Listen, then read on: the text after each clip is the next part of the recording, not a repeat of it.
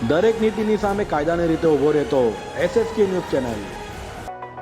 એપીએમસીની જમીન પર તાણી બાંધેલી 5 સ્ટાર હોટલની હરાજી કરો સાથે ખેડૂતોની જગ્યા પર માલે તુજારોનો કબજો ન ચલાવાય તેમ હાઈકોર્ટે કહ્યું હતું।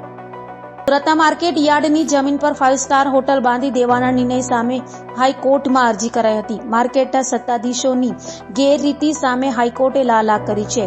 ચીફ જસ્ટિસ સુનિતા અગ્રવાલની ખંડપીઠે આ હોટલની હરાજી કરીને તેમાંથી ઉપજેલી રકમ માર્કેટ યાર્ડના ફંડમાં જમા કરાવી દેવા સરકારને આદેશ કર્યો છે। ઉપરાંત એપીએમસીના સત્તાધીશો સામે કડક પગલાં લેવા પણ આદેશ કર્યો છે। ખેડૂતો પાસેથી લીધેલી જમીન પર 5 હોદ્દેદારોએ માર્કેટ યાર્ડ બનાવવાને બદલે વૈભવી હોટલ બનાવી દીધી હતી। સુરત એપીએમસીના દોષિત સભ્યો સામે પગલાંનો આદેશ સાથે હરાજીના નાણાં માર્કેટ યાર્ડના ફંડમાં જમા થશે તેમ હાઈકોર્ટે જણાવ્યું હતું।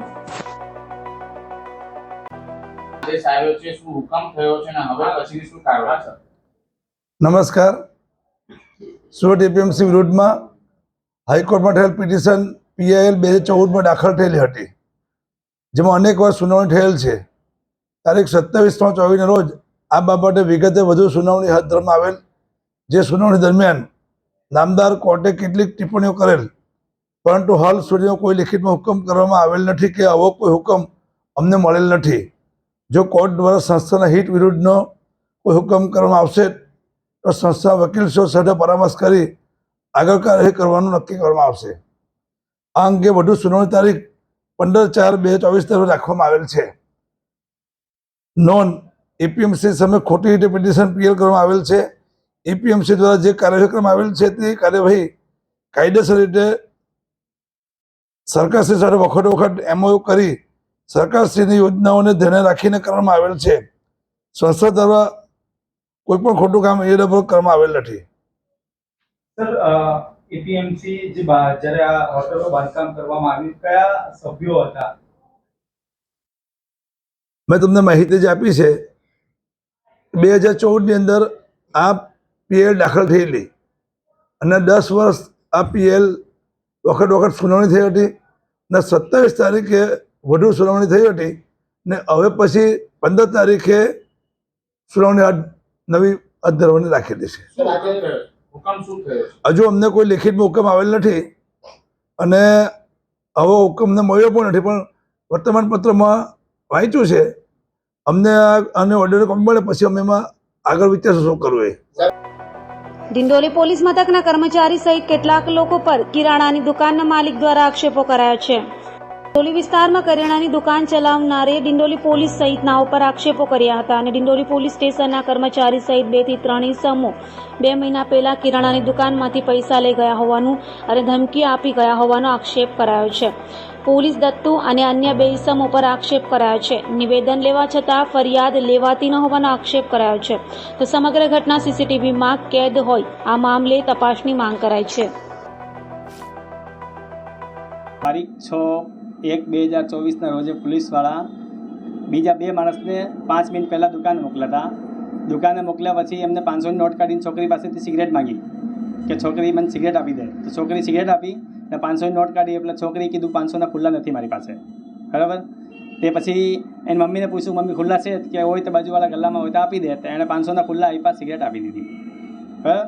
સિગરેટ આપ્યા પછી એ ભાઈએ ફોન કર્યો હતો પોલીસવાળાને, PCR વાળાને। PCR આવી હતી અને 2 પોલીસવાળા આવીને બહાર ઊભા રહી ગયા કાઉન્ટરની આગળ જ। પછી આ લોકોને કીધું લે એની દુકાનમાં ઘૂસી જાઓ, એની દુકાનમાં શું છે ફેરફાર કરીને બધું જોઈ લેવો, કંઈક 2 નંબરની વસ્તુ હાથમાં આવે તો। એ લોકો આગળ જતા હતા દારૂનો હપ્તો લેવા। એ હપ્તા 15 દિવસમાં આવે જ છે, અત્યારે પણ આવે છે ને ત્યારે પણ આવતા હતા, બરાબર। એના પછી દુકાનમાં કૂદી ગયા। મારી વાઈફ કીધું તું તમે આ બાજુ રસ્તો છે, રસ્તાથી આવી જાઓ ને મારા માણસ બજારમાં ગયેલા છે, માલ લેવા આવે એટલે પછી પાછા આવજો। ત્યારે હું હતો નહીં દુકાન ઉપર, તો અંદર ઘૂસીને ધક્કા મૂકી કર્યા, આમ તેમ ધક્કા માર્યા છોકરા છોકરીને ને કે તમે બધા અંદર જતા રહો। અંદર આવીને દુકાનની બધી ફેદમફેદ આમ તેમ સામાન નાખી દીધું। દૂધવાળાને આપવા માટે 5000 રૂપિયા મેં ગલ્લામાં મૂકેલા હતા, એ પૈસા પણ નથી, બરાબર। પછી હવે દત્તુ લોકોને પાછા મારી પાસે મોકલે છે કે એમની રેકોર્ડિંગ લાવો, એમની પાસે શું શું છે, આવી રીતે ગમે એવા ફોન રેકોર્ડિંગ કરી લઈ જાય અમારા પાસેથી, અમને ગમે એવા સવાલ જવાબ પૂછે એને પટાવટ કરી નાખો એવું કહે છે। ભાજપના પ્રચારમાં કાર્યક્રમમાં DGVCLના અધિકારી જોવા મળતા સુરત શહેર જિલ્લા કોંગ્રેસ દ્વારા અધિકારીને તાત્કાલિક પદ મુક્ત કરવા માંગ કરાઈ છે। વીસીએલમાં ફરજ બજાવતા અધિકારી નીરવ દેસાઈ ભારતીય જનતા પાર્ટીના જાહેર કાર્યક્રમમાં જોવા મળતા લોકસભા ચૂંટણી આચાર સંહિતાનો ખુલ્લેઆમ ભંગ દેખાયો હતો, જેને લઈ સુરત શહેર જિલ્લા કોંગ્રેસ સમિતિ દ્વારા નીરવ દેસાઈને તાત્કાલિક પદ મુક્ત કરવા માંગ કરાઈ હતી. તો કોંગ્રેસના પ્રવક્તા નૈશત દેસાઈ અને કોંગ્રેસી નેતા કલ્પેશ બારોટ દ્વારા ચૂંટણી અધિકારીને ફરિયાદ કરાઈ છે, જેમાં નીરવ દેસાઈ ભાજપના કાર્યક્રમમાં આચાર સંહિતા ભંગ કરતા હોવાના ફોટોગ્રાફ પણ રજૂ કર્યા હતા. હાલમાં લોકસભાની ચૂંટણી જાહેર કરવામાં આવી છે, ત્યારે 23/9/2024ના રોજ દક્ષિણ ગુજરાત વીજ કંપનીના વહીવટી અધિકારી નીરવ દેસાઈ ખુલ્લેઆમ એમના સમર્થકો સાથે ભારતીય જનતા પાર્ટીના મધ્યસ્થ કાર્યાલય પર ભાજપના ઉમેદવાર મુકેશ દલાલના સમર્થનમાં જાહેરમાં મિટિંગ કરેલી હતી. એના ફોટોગ્રાફ સહિત અમે જિલ્લા કલેક્ટર, ગુજરાત ચૂંટણી પંચ તેમજ દિલ્હી ચૂંટણી પંચને ફરિયાદ કરેલ છે. આજે 8 દિવસ થવા છતાં ચૂંટણી પંચ દ્વારા કોઈ કાર્યવાહી કરવામાં આવતી નથી. એટલે અમે આજે ફરી પાછા જિલ્લા કલેક્ટરને લેખિતમાં ફરિયાદ કરી છે. એક બાજુ તમે આદર્શ વાતાવરણમાં ચૂંટણી થાય એવી વાતો કરો છો, અને બીજી બાજુ જ્યારે કોંગ્રેસ પક્ષ એક જવાબદાર પક્ષ તરીકે તમને લેખિતમાં પુરાવા સાથે ફરિયાદ કરવા છતાં તમે સરકારી અધિકારીને બચાવવાનો પ્રયત્ન કરો છો, એની સામે અમારો વાંધો છે. અને આ બાબતે સરકારે ચૂંટણીમાં તાત્કાલિક અસરથી જે અમે પુરાવા સાથે ફરિયાદ કરી છે એની સામે કાર્યવાહી કરીને આ નીરવ દેસાઈ નામના જે વહીવટી અધિકારી છે તેને સસ્પેન્ડ કરવા જોઈએ. અમે જિલ્લા કલેક્ટરને રજૂઆત કરી છે, ગુજરાત ચૂંટણી પંચમાં રજૂઆત કરી છે અને દિલ્હી પણ રજૂઆત કરી છે. જ્યાં રજૂઆત કરવા જેવી છે એ તમામ જગ્યા પર અમે રજૂઆત કરવા છતાં ચૂંટણી પંચ દ્વારા ભાજપના કહેવાથી અધિકારીને બચાવવામાં આવતા હોય એવું અમારું સ્પષ્ટપણે માનવું છે. ભાજપની નીતિ રીતિ પ્રમાણે ભાજપ સરકારી તંત્રનો જે સરિયામ દુરુપયોગ કરે છે, સરકારી કર્મચારી, વિદ્યુત બોર્ડ, ઇલેક્ટ્રિક કંપની એ અર્ધ સરકારી સંસ્થા છે ગુજરાત સરકારની, અને એના કર્મચારીઓનો સદંતર દુરુપયોગ કરીને ચૂંટણીના પ્રચારમાં એમને કેવો એમનો દુરુપયોગ કરે છે એની ફરિયાદ કોંગ્રેસ પક્ષે આ ઇલેક્શન કમિશનરને માન્ય કલેક્ટરશ્રીને આપી છે. ફરિયાદમાં સ્પષ્ટ ફોટા સાથે એમના નિવેદનો, એમના સમર્થનની વિગતો સ્પષ્ટ લખવામાં આવી છે. આપના માધ્યમથી અમે નમ્ર વિનંતી કરીએ છીએ કે તાત્કાલિક ચૂંટણી કમિશનર આવા કર્મચારીઓની સામે પગલાં ભરે અને ભારતીય જનતા પાર્ટીના ઉમેદવાર સામે પણ આના સખત પગલાં ભરવામાં. સુરતમાં અકસ્માતની ઘટના વચ્ચે ભાટેના ખાતે હિટ એન્ડ રનમાં ટ્રક ચાલકે અડફેટે લેતા યુવાનનું મોત નીપજ્યું હતું. સુરતમાં બેફામ રીતે વાહન હંકારી ભારે વાહનના ચાલકો આમ જનતાના જીવ સાથે રમત રમે છે, ત્યારે ભાટેનામાં હિટ એન્ડ રનની ઘટના બની હતી. વાત એમ છે કે સુરતના ભાટેના ખાતે આવેલ બ્રિજ પરથી પસાર થતા 19 વર્ષીય નવાજ ખાનને બેફામ દોડી રહેલા ટ્રકના ચાલકે અડફેટે લીધો હતો, જેથી તેને ગંભીર ઇજાઓ થતા તેનું ઘટના સ્થળે જ મોત નીપજ્યું હતું. બનાવને લઈ પોલીસને જાણ થતા પોલીસે સ્થળે દોડી જઈ તપાસ હાથ ધરી હતી. भाड़ाना के न्यू ब्रिज की घटना है. जो भांजा है मेरा नवाज उर्फ शोएब, ये रोज़ा खोल के नमाज वमाज पढ़ के 10 बजे के करीब दोस्तार लोग निकले थे, खाजादाना गए. वहाँ पे सलामी उलामी दे के खलील पे चाय वो पी के ये उधना से आ रहे थे. तो जो भाड़ाना का न्यू ब्रिज है उस पे से आ रहे थे. तो ये लोग ज़रा क्या स्पीड में थे, थोड़ी गाड़ी की 90 की स्पीड में, और आगे 2 ट्रक चढ़ रहे थे. वो दोनों एक साथ चढ़ रहे थे. तो उसमें से एक ट्रक वाले ने ब्रेक मारा कि क्या, तो ये छोकरे के साइड पे हाथ पे लग के गिरा. तो इसके हाथ का तो ये हो गया, निकल गया था, और ज़्यादा खून जाने से उसको आगे जो 3 दोस्त गए थे, तो दूसरे दोस्त ने फ़ोन करके बुलाया. जब तक वहाँ पे 1-2 जन आए थे, उन्होंने 108 को फ़ोन किए. 108 आई और उन्होंने उसमें डाल के न्यू सिविल में लाए. उसके छोकरे की साथ चढ़ रही थी, लेकिन ज़्यादा ब्लड जाने से, खून जाने से उसकी डेथ हो गई. ट्रक चालक है कि फरार हो गया? नहीं, ट्रक चालक तो आगे चढ़ रहा था, वो तो आगे ही चल गया एकदम, मतलब स्पीड में हुआ तो वो चले ही गया, वो तो रुकने वाला नहीं. पहली बात तो उम्र कितनी रही? उम्र इसकी 22-23 थी. લાલગેટ પોલીસ મથકના પીએસઆઈ ડિટેન ન કરવા માટે 10,000ની લાંચ માંગ્યા બાદ 8,000ની લાંચ લેતા પુત્ર સાથે એસીબીના હાથે ઝડપાઈ ગઈ હતી.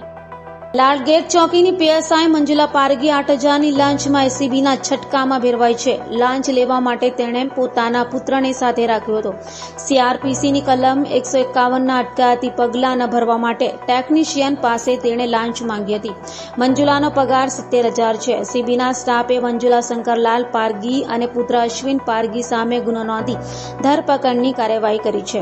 એસીબીએ જણાવ્યું કે લાલગેટ વિસ્તારમાં ઇલેક્ટ્રિકલ કોન્ટ્રાક્ટરને ત્યાં એક ટેકનિશિયન નોકરી કરતો હતો, જેની વિરુદ્ધમાં અરજી થતા કેસની તપાસ લાલગેટ પોલીસ ચોકીની મહિલા પીએસઆઈ મંજુલા પારગીએ કરી રહી હતી.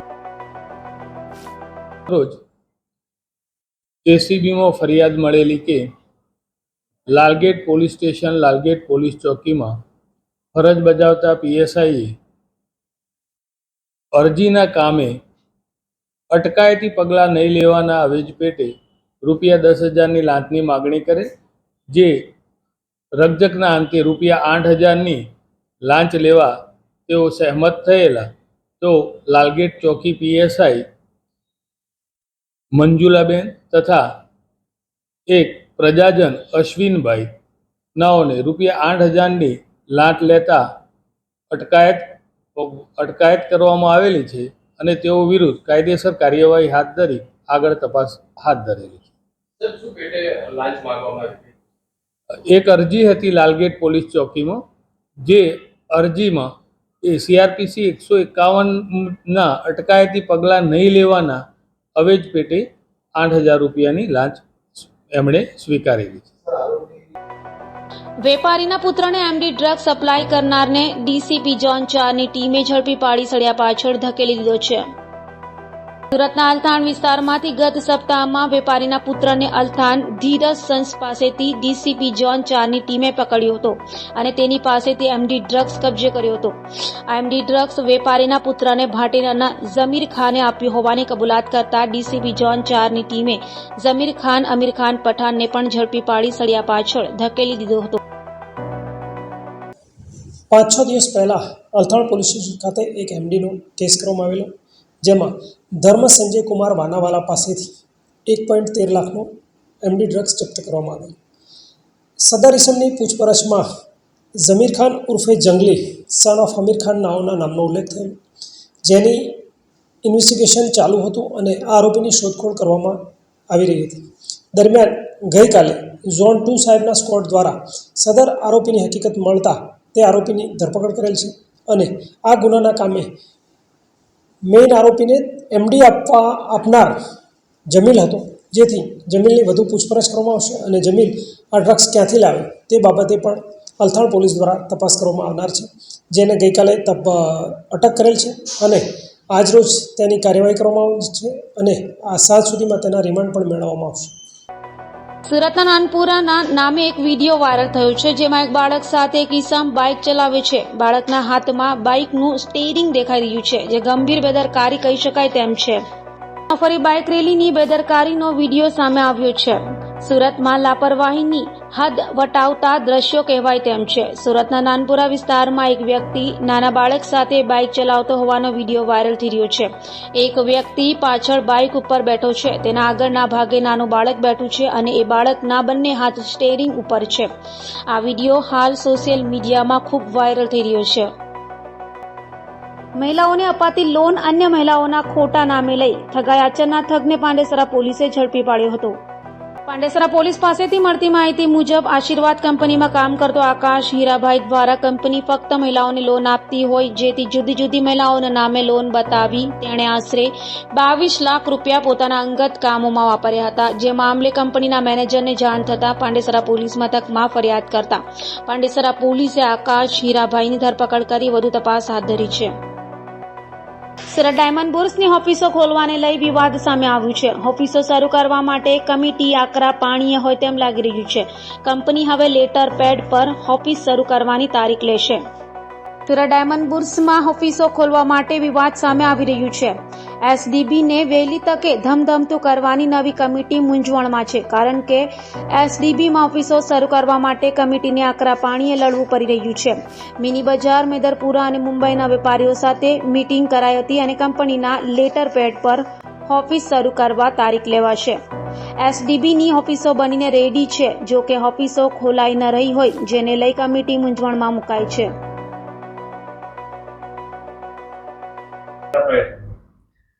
નમસ્કાર મિત્રો, અત્યારે નવી કમિટીમાં ચેરમેન પદે ડાયમંડ બુર્સના ચેરમેન પદે ગોવિંદભાઈ ધોળકિયાની સર્વાનુમતે નિમણૂક કરવામાં આવી છે. સાથે વાઇસ ચેરમેન તરીકે મારી નિમણૂક કરવામાં આવી છે.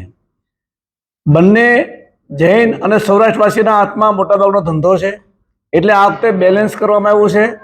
જૈન લોકોમાંથી અરવિંદભાઈ ધાનેરા ડાયમંડ એમની પ્રેસિડેન્ટ તરીકે નિમણૂક કરવામાં આવી છે અને આશિષભાઈ દોશીની વાઇસ પ્રેસિડેન્ટ તરીકે નિમણૂક કરવામાં આવી છે.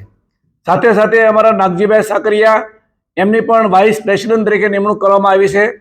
અને અમારી આખી ટીમ, નવી ટીમ ગઈકાલે 2 દિવસ પહેલાં મિટિંગ મળી હતી. તેમાં ડાયમંડ બુર્સ કેવી રીતે અહીંયા સુરતમાં જલ્દી ધમધમતું થાય એવા પ્રયાસો કરવાનું નક્કી કર્યું છે. એમાં સુરતની અંદર મૈધરપરા હોય, મિની બજાર હોય, તેમાંથી અમારા 300 આસપાસના વેપારી મિત્રો છે. એમાં રો મટીરિયલ રફવાળા છે, સીવીડીવાળા છે અને પોલિશિંગવાળા છે. બધાને ઓફિસો જૂન મહિનામાં કઈ તારીખ નક્કી કરી અને એક સાથે ચાલુ કરે એવા પ્રયાસો કરવામાં શરૂ કરી દીધા છે. અને મુંબઈથી 200-250 વેપારી, ચોકી, ફેન્સી, જાડા, પતલા, આ જે મેન વેપારીઓ કહેવાય છે, એમનો પણ કોન્ટેક્ટ 2 મહિનાથી ચાલુ છે. એ પણ ખૂબ પોઝિટિવ છે. એટલે 500 થી 600 ઓફિસો એક સાથે ચાલુ થાય તેવા પ્રયાસો શરૂ કરી દેવામાં આવ્યા છે. રાજીવભાઈ, ખાસ કરીને ઓફિસ તો બની ગઈ છે, તેમ છતાં લોકો એસટીબી માં આવી નથી રહ્યા, શું કારણ? ઓફિસ બની ગયામાં ફર્નિચર ચાલુ કરવામાં થોડા લેટ થયા છે. અત્યારે 400 ફર્નિચરો લગભગ પૂરા થવાના આરા પર છે અને 900 થી 1000 એપ્લિકેશન આવી છે. બાકીના ફર્નિચરો ઓછા વધતા અંશે ચાલુ છે. એટલે અમે અત્યારે 20-25 લોકો એપ્રિલ મહિનામાં પણ ચાલુ કરવાના હતા, પણ અમે ના પાડી છે કે એક સાથે 500 થી 600 ઓફિસો ચાલુ થાય એવું જ આપણે કરવાનું છે. કારણ કે 20-25 જો વેપારીઓ ચાલુ ઓફિસ કરે તો એને વેપારીઓ લેવા મૂકવામાં તકલીફ પડે, એટલે એક સાથે ઓફિસ ચાલુ કરવાનો પ્લાન કર્યો છે મેં. સુરતમાં ધૂળેટી પર ક્રિકેટ રમતા પહેલા માળની બાલ્કનીમાંથી પટકાયેલો બાળક બ્રેઇન ડેડ થતા તેના લીવર અને બંને કિડનીના દાનથી ત્રણેયને નવજીવન મળ્યું છે. ટેક્સટાઇલ અને ડાયમંડ સિટી સુરત હવે ઓર્ગન ડોનર સિટી તરીકે ખ્યાતિ પામી રહ્યું છે. ત્યારે સુરતમાંથી વધુ એક અંગદાન કરવામાં આવ્યું છે. વાટલિયા પ્રજાપતિ સમાજના ખસ્તિયા પરિવાર દ્વારા પોતાના 7 વર્ષીય દીકરા શિવમ નિલેશ ખસતિયાના લીવર અને બંને કિડનીનું દાન કરીને ઉત્તમ ઉદાહરણ પૂરું પાડ્યું છે. બાળકના અંગોના કારણે ત્રણેયને નવજીવન મળશે. 7 વર્ષનો માસૂમ બાળક ધૂળેટીના દિવસે બાલ્કનીમાંથી પટકાયો હતો. હાલ તો જીવનદીપ ઓર્ગન ડોનેશન ફાઉન્ડેશનના પ્રયાસોથી પરિવારે ભારે હૈયે લાડકવાયાના અંગોનું દાન કર્યું હતું. Piyush Gondaliya, Jivandeep organ donation foundation trust Surat. ગતરોજ મારા મિત્ર ડૉક્ટર મેઘજીભાઈ ઘોઘારીનો મારા પર ફોન આવ્યો કે અમારા એક સંબંધીનું 7 વર્ષનું બાળક છે, એ નિર્મલ હોસ્પિટલ સુરત ખાતે સારવાર લઈ રહ્યું છે, પરંતુ ત્યાંના ફરજ પરના ડૉક્ટરોએ તેને બ્રેન્ડેડ જાહેર કરેલો છે. અવારનવાર છાપા અને ન્યૂઝમાં અમે સાંભળતા હોઈએ છીએ કે બ્રેન્ડેડ પેશન્ટનું અંગદાન કરતાં અન્ય લોકોને જીવ મળતા હોય છે.